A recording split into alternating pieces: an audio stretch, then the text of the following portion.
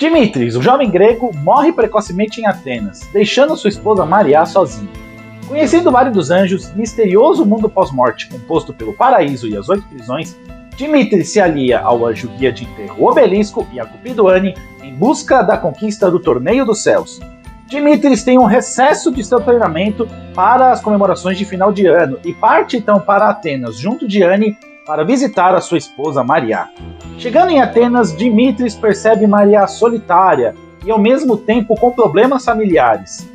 Maria visita Dimitris em seu túmulo e demonstra a ele a tristeza por ele não aparecer, e dessa vez não há como Dimitris se comunicar com ela. Após os problemas familiares resolvidos e Dimitris tendo uma maior noção das consequências dos seus atos, Anne o convida para visitar o Brasil e assim a sua triste história de vida.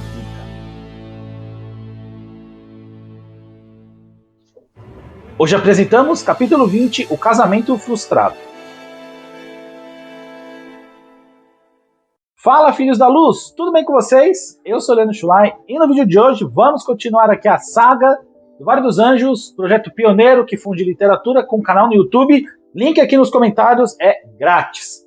Continuando do capítulo anterior, então, o Dimitris ali, finalmente, ele começa a ter uma maior noção do que está rolando com essa vida após a morte, ele começa a ter uma ideia da consequência dos seus atos, né? Ele fica triste por ele não ter conseguido ter contato com a Maria, não ter encontrado a Paola, não ter achado nenhum xamã e ter deixado ela ali solitária naquele momento. Eles então partem para o Brasil. Olha que interessante, a Anne revela-se então, né, que a Anne ela é brasileira, já tinha sido dito, né, quando ela disse o sobrenome dela, Soares da Silva, mas aqui explica um pouquinho, né, então, que a família da Anne veio da Segunda Guerra para o Brasil, como muitos dos imigrantes. Aqui uma homenagem também à minha família, eu sou neto de imigrantes italianos e tchecos, então um pouco da história da minha família aqui sendo contada, mas no caso aqui imigrantes franceses. E aí, que interessante poder finalmente ter um grande prazer aqui, que é escrever sobre a cidade de São Paulo, né, a cidade onde eu nasci, cresci e vivo até hoje. Então eles chegam em São Paulo, e aí eu tento colocar um pouco da percepção do Dimitris sobre São Paulo, afinal de contas ele é grego. Então assim, né, de que, imagina, assim, os europeus eles têm uma percepção do Brasil, para aqueles que nunca vieram, nunca conheceram, de que o Brasil é mais praia, de que o Brasil é como se fosse uma ilha, assim, sabe? Imagina, por exemplo, pergunta para qualquer um como que é a Austrália. A percepção que nós brasileiros temos da Austrália é a percepção que os europeus têm mais ou menos do Brasil.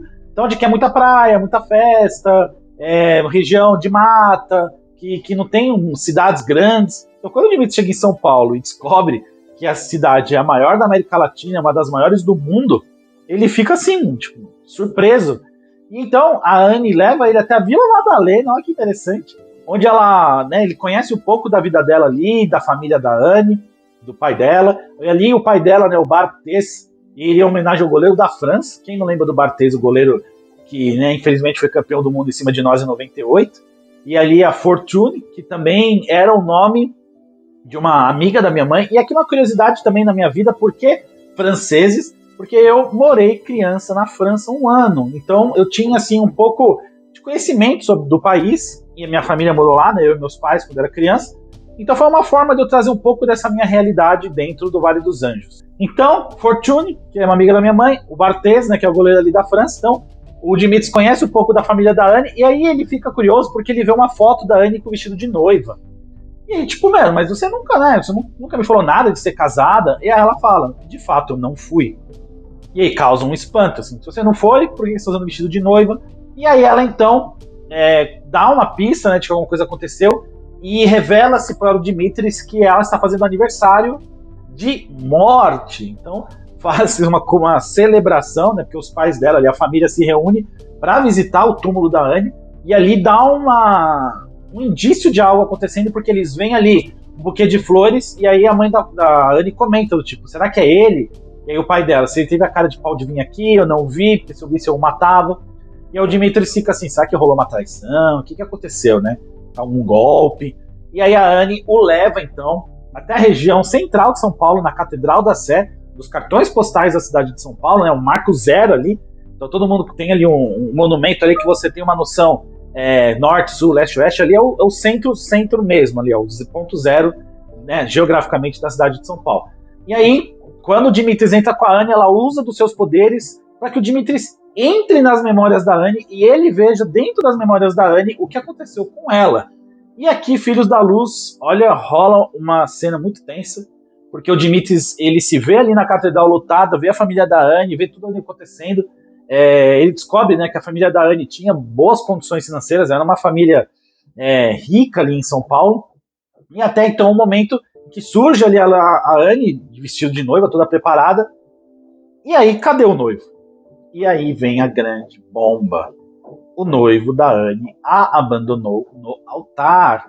Então a Anne ela nunca consumiu, de fato, o casamento dela. E é assim um momento muito melancólico aqui. Eu tentei passar um pouco de uma história que eu presenciei, não vou dizer assim, né? Porque tinha uma vizinha na minha rua, que quando eu era pequeno, toda vez que eu voltava assim da escola, de algum lugar assim, eu a via sentada na garagem assim, da casa dela, olhando assim pro nada. E eu lembro que eu passava assim, cumprimentava, fazia uma cena, alguma coisa, e sabe quando a pessoa assim nunca respondia, ou te respondia assim meio seco? E eu lembro assim, Fios da Luz, muito, muito assim, eu falando pra minha mãe, nossa, mas por que ela não é?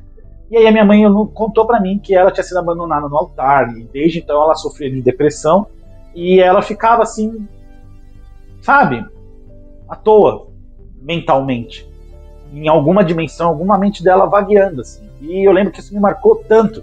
Por alguns anos eu lembro de passar e vê-la assim, sabe, totalmente acabada, assim, mentalmente, muito triste. É uma coisa que me marcou.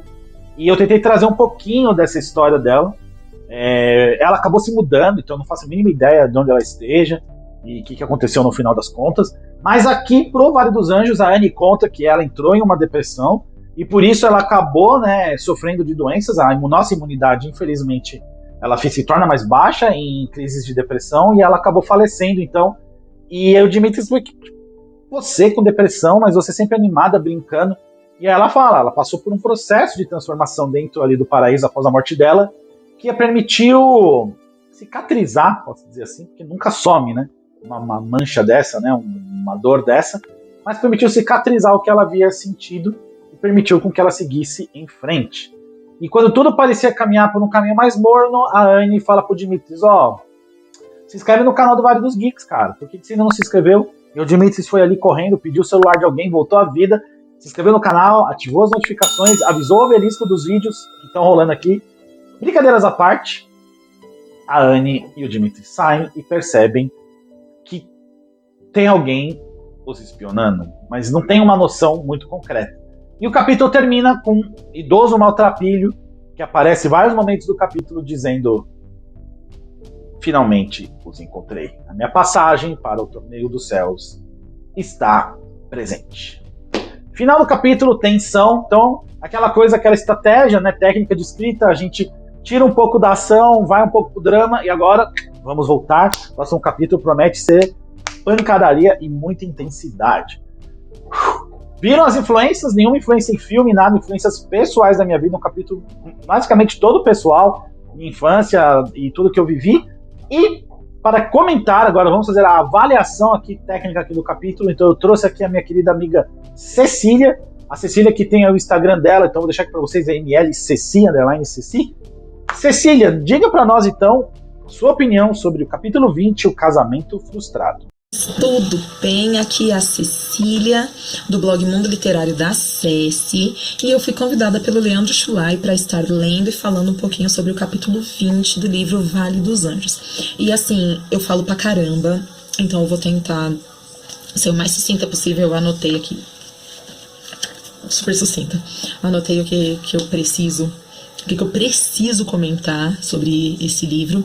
E assim, uma coisa é fato, vai ser mais de 5 minutos esse vídeo, mas eu espero que não fique chato pra vocês, tá? Então bora lá, antes que o tempo passe, né? Primeiro, eu preciso comentar sobre os nomes. Gente, eu amo os nomes dos personagens dessa série. Dimitris é um nome que eu gosto pra caramba. Eu tenho um aluno que chama Dimitri e eu sempre falo pra ele, nossa, eu gosto muito do seu nome. Ano passado, uma amiga minha escritora, ela colocou lá no grupo das leitoras dela, eu preciso de um nome de um homem grande, forte e tal. Dimitri. E ela aceitou a sugestão. Então, pra mim, na minha cabeça, o Dimitri é um cara bem grandão, né? Tudo bem que aqui é Dimitris, no plural, são 2, tô brincando, né? Mas esse é um nome bem legal. Outra coisa, outro nome que tem ali que me chama a atenção, Ramírez. Gente, Ramírez me lembra um mexicano, El Bigodón, tipo Festa no Céu, não sei porquê. Mas assim, eu fico conjecturando os personagens na minha memória, na minha cabeça, e eu penso no Ramírez. Toda vez que eu leio o nome do Ramírez, me vem um mexicano grandão e bigodudo. El Bigodón. Maria é um nome que eu amo de paixão. Eu tenho uma amiga muito querida que chama Maria, sabe? E assim, eu acho lindo o nome Maria. Acho lindo. A Mariah, né, em inglês, quando eu era mais nova. Eu lembro que eu escutei uma amiga minha falando da Mariah Carey e ela falou Maria. Foi a primeira vez que eu ouvi essa expressão, esse nome, né? E depois eu conheci uma. Mas enfim, são nomes assim que eu acho super bonitos, né? Que eu gosto bastante. E Ramírez me vem El Bigodón. E falando nele, El Bigodón não aparece nesse capítulo. A gente só vê o nome dele uma vez, se eu não me engano. Não se fala praticamente sobre ele. Por que não? Porque esse capítulo é para nós conhecermos a Cupido, a Anne. Gente, Cupido. Eu nunca pensei no Cupido como mulher. Mas também nunca pensei no Cupido como aquele anjinho, criança fofinho da flechinha. Não. Muito pelo contrário. A pessoa que chegou mais perto do que eu pensava do Cupido foi o tio Rick. No terceiro ou quarto livro dos Heróis do Olimpo, tio Rick descreve o Eros, né, o Cupido, como aquele homem grandão e tal, e eu sempre pensei nisso, sabe por quê? Porque se o Cupido é responsável pelo amor, tem que ser um cara muito grande, muito forte para poder pensar no amor. Porque uma criança, tudo bem, bonitinha, tem a pureza e tal, mas eu não penso no amor dessa forma. Não penso no Cupido como um ser puro e angelical. Muito pelo contrário, eu penso nele como um ser cruel. Porque o amor é uma flor roxa, né? Então, assim, eu acabo pensando no Cupido como um cara grandão e cruel.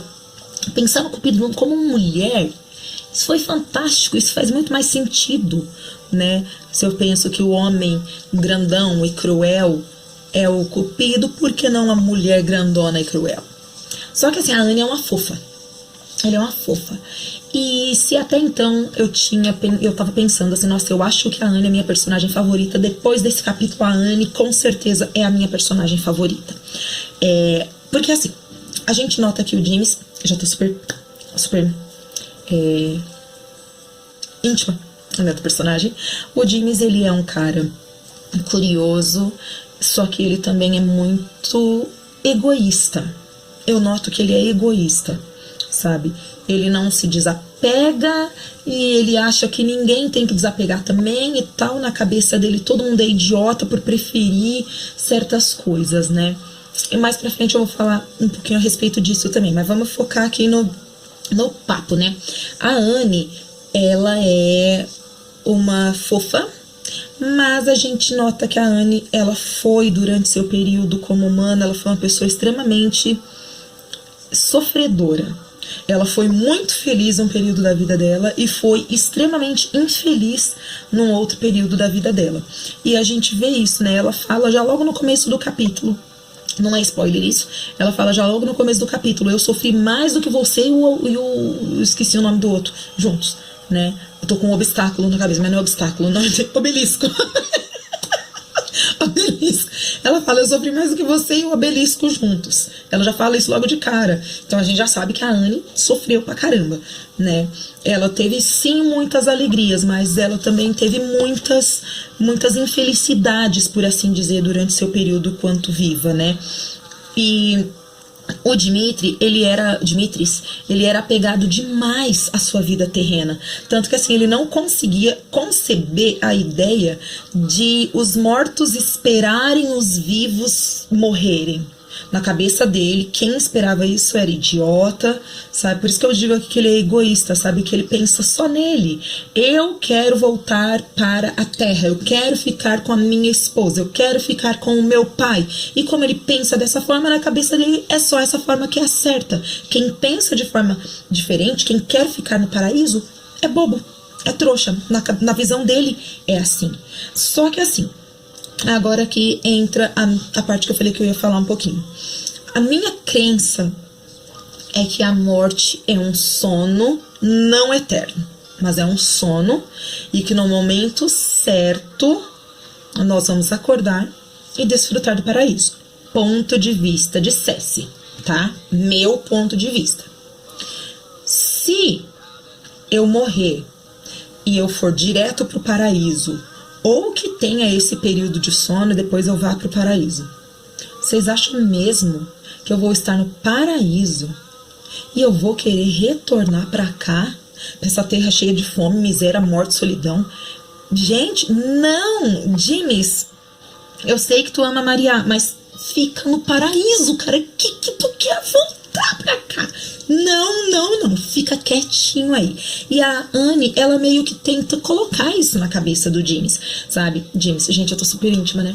Ela tenta colocar isso. Ela fala, cara, você é a única pessoa que eu vejo que tem tanta gana pra voltar pra sua vida. A maioria das pessoas não quer voltar. Eles até pensam em voltar, mas depois não querem mais. A Anne mesmo, ela fala que ela chegou a pensar a voltar por causa do sofrimento dos pais. Só que ela tá tão bem ali que ela tem tanta coisa para fazer durante toda a eternidade que não é chato, que quando ela faz tudo aquilo que ela já fez, tem N outras coisas para ela fazer. Então, assim, ela está feliz ali aonde ela está, sabe? Para ela se encontrou, ela está feliz ali. E uma coisa que eu acho muito legal, a Anne, ela é paulistana. A gente nota que o Lê, já tô íntima também do autor, né, gente, o Lê. A gente nota que o Leandro, ele fez ali uma pesquisa bem profunda sobre a Grécia para falar sobre esse autor, né? E a gente nota aí que ele pesquisou bastante, e a gente não vê essa pesquisa muitas vezes dos escritores gringos para cá. Porque o brasileiro tem um estereótipo, né? Qual que é o estereótipo do Brasil? País Brasil, selva, futebol, carnaval e praia. E ele fala isso, né? Nossa, o James fala assim, eu achava que o Brasil era selva, futebol, praia e carnaval. E não é assim. Foi um ponto que eu achei super legal dele falar, né? Agora, já indo para as minhas considerações finais, a gente vê que o Dimitris, ele consegue ali elevar o grau de amizade dele com a Anne depois dessa visita. E esse é um capítulo que fala muito sobre perdas. E a Anne, assim, ela fala, a gente vê ali que a família dela sofre com a perda dela até os dias de hoje, mesmo já fazendo muitos anos. E eu perdi meu pai, gente, foi a dor mais insuportável que eu já passei. Eu achei que eu ia morrer junto. E a ordem natural das coisas é o mais velho morrer e o mais novo ficar. Agora imagina só, tu perder teu filho, a pessoa que você viu nascer, que você criou e tal. E assim, isso ficou muito forte pra mim. Essa dor que os pais da Anne sentem e a dor que ela sente por saber que ela causa essa dor nos pais.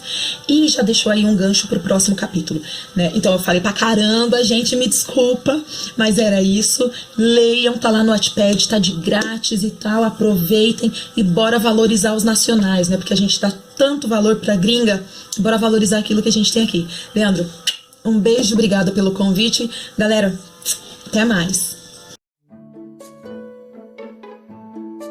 Bom, filhos da luz, esse foi o vídeo de hoje, espero que vocês tenham gostado. Olha só, vocês lembram de alguma história que passaram com alguém, alguma situação de perda ou de abandono de casamento, término de relacionamento, que vocês conheceram alguém que teve um processo depressivo? Conte aqui, deixa aqui nos comentários, vamos compartilhar essas histórias, elas servem de inspiração para a escrita. Então, obrigado pelo apoio sempre. Não esqueçam de se inscrever no canal, ativar o sininho e compartilhar com os conhecidos. Um grande abraço e até o próximo vídeo.